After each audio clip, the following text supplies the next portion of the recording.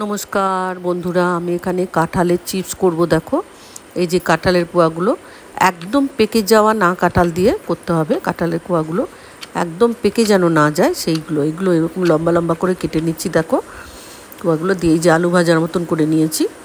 করে নেওয়ার পরে এই যে দেখেছো, এরকম একটু শক্ত শক্ত হবে সেরকম। এই যে এতটা হয়েছে। এবার আমি একটু জলের মধ্যে নুন নিয়ে নিলাম। এর মধ্যে কিন্তু নুন মেশাবো না। এই যে জল, এই যে ভাজা, দেখো ভাজা হচ্ছে, ওর মধ্যে এবার একটু একটু আমি নুনের জল দিয়ে দেবো। এরকম নুন জলটা একটু একটু, এই যে হাতা দিয়ে একটু একটু করে দিয়ে দিচ্ছি। এইভাবে চিপস করতে হবে কাঁঠালের, দেখেছো? দিয়ে একদম ক্রুম ক্রুম হয়ে যাবে, দারুণ স্বাদের চিপস। বন্ধুরা, চিপস আমার হয়ে গেছে।